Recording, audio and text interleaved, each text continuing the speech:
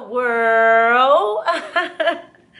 And welcome to the Mecca of Mastery TV. I am your host, Mecca. If it is your mission to become the greatest version of yourself in every area of life, then you, my soul friend, are in the right place. I'm so excited about this video because in this video we are speaking about personal and spiritual development. And the topic of this video is how to cure your anxious attachment style. Let's get straight into the video.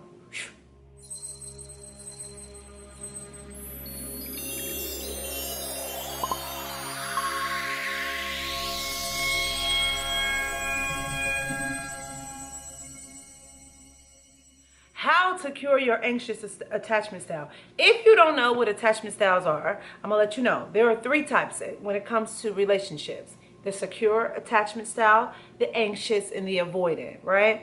So most people, when they speak about attachment styles, they are relating it to like your intimate relationships.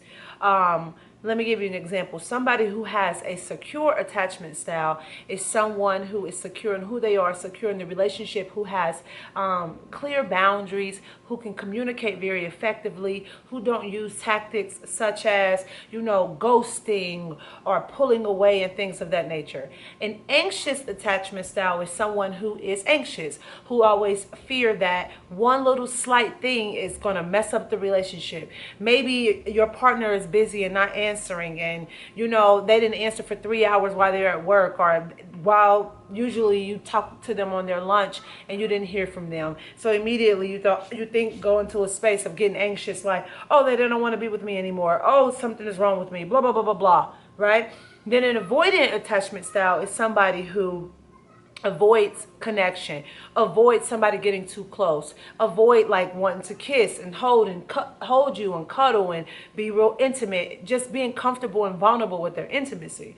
And so I wanted to take this a step further because I feel like attachment styles it does result from your childhood trauma, first of all, but it actually shows up in all areas in your life, and it applies to our relationships. But before I get into the drip of this video, and it's going to be a quick one, make sure you hit the subscribe button so you never miss any updates, because I am always dropping food for your soul, weekly soul food, honey, every single Monday. All right, so listen. When I was reading this book called Attached, I'm going to put it somewhere on the screen here. I'm in the middle of the book, actually, and it inspired me to make this video. I agree so much about what they are giving in the book and sharing, but it's some things that I don't agree with. Like, one of the pieces of advice that they give is to basically acknowledge your attachment style. If you're an anxious person, and just like live with it and shape your life around it. But I have found that me being an anxious person is not something that I want in my life. And in order to change anything in your life, your attachment style, your brain is wired a certain way, is to change your nervous system and how your cells are in your body. You can reset your cells, okay, in your body. You can cleanse your body. You can cleanse out your auric field. You can cleanse out those thoughts that rest in your subconscious mind, and it will give you a new personality, a new character. You don't have to accept anything, right? Now, if you don't want to take the task, because it is like a task, right? Or the journey. I want to say journey because that sounds and feels better. If you don't want to take the journey towards actually changing this and rewiring your whole brain and, cleansing your system and resetting your cells, then you can actually live with it, and you can find somebody, if you're an avoidant or if you're an anxious person, to somebody secure and who reassures you, right? And to the point where you don't have to self-sabotage all of your relationships when it comes to your business relationships, your friendships, your intimate relationships in general, right? Because having an attachment style can also show up in your business as well. Let me give you an example. When I realized that I fell in the category of having an anxious attachment style, I can see why in my business I would do the things I did. I allowed people to overstep my boundaries, right? For example, if I had a coaching session that lasts for an hour, because I was so anxious, like I didn't want the client to leave me, because I wanted to make sure that they had a good coach. I wanted to leave a good impression. I wanted this. It's like you have this seeking for love and reassurance. I will have my sessions go from 1.5 hours to sometimes 3 hours, right? Because of that, right? So I even started to notice when I worked on this attachment style, not accepting it, because it's not like I'm gonna just have, oh, I have to only find clients that's secure. Usually people coming to me because they're not in a secure place. And if I find clients that's secure, then perhaps they can understand that this session is an hour. So by the time when the session comes up, they're going to realize it's there and help me cut them loose. No, I had to learn how to not be anxious and to understand that I am enough and I am valuable and I don't need anybody outside of me or anything outside of me to define that or to define my character.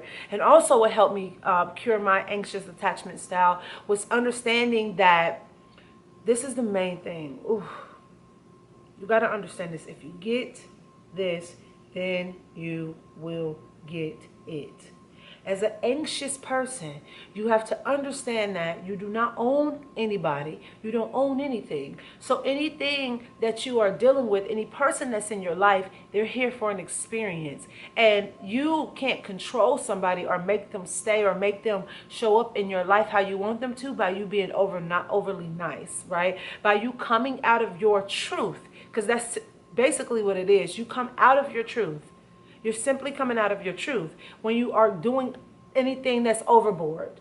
When you are pouring into somebody, but it's like the cup is runneth over to the point where you are dry. You're overstaying, oversharing, overloving, overgiving, spending too much time. You're just overly doing it. That means you're coming outside of your truth. You don't have to give all of yourself and your essence, your money, your time, your knowledge, you know what I'm saying, your guidance, your anything, your experience, your food, whatever it is that you give in order to be loved and accepted and valued. You don't have to ever do that. Because you don't own anybody. You're no one's God.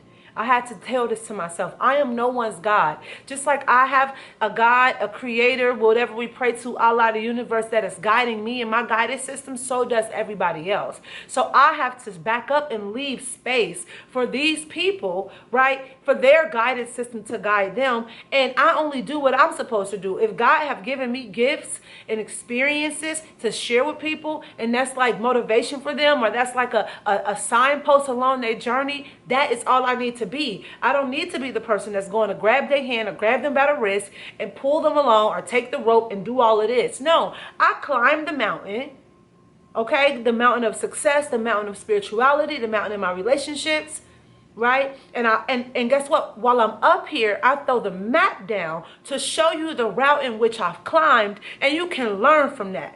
I don't come down the mountain, because this is what anxious people do. I don't come down the mountain and then show you the way. I don't come down the mountain and put you on my back. I probably will meet you halfway and say, look, go up that way, or I'm going down this path. I got to go back up the mountain anyway, so follow me. But if my speed is a little bit more than yours, I can't worry about leaving you behind because you are good, just like I was good, right? You are good. You are good, just like I was good. So if you have an anxious attachment style, right, I really want you to focus on, I don't want you to do anything. I'm not telling you to do it. It's if you want to do it. I advise you to focus on resetting your cells, right? Cleansing your nervous system. Staying away from caffeine. Staying away from anything that make your adrenal glands go, blah, blah, blah, right? Because anything that's going to make you anxious. Overly scrolling on social media. Talking to people with a low vibrational frequency that's bringing you down and making you fearful, right? Having an anxious attachment style, you're not born with these things. You learn these behaviors because of the traumas that you have. And just like anything is learned, you can unlearn it. And with that, that's all I have for you, because that's enough information right there. If you have any questions, you can always just email me at meccabookings@gmail.com, or if you need any advice directly. And also, if you want any one-on-one coaching, email me, or you can just click the link in the description box below and book your Pick My Brain session. If you're on social media, make sure you follow me on these social media platforms you see here on the screen, and make sure you check out my website, because I have so much food for your soul, from 21-day healing plans, manifestation ritual guides, how to get your shit together guides, and so much more. And as always, as we say here at Mecca Mastery TV, you, my soul friend, you go out in the world, you kick a whole lot of action, soul action and physical action. Don't let anybody tell you that you can't do anything, because you can do whatever you put your mind, your body, and your soul to. I am sending my love, light, peace, tranquility, gratitude, high-ass vibrations, and good vibes your way. Until next time, I see you in the next episode with peace and love. See you.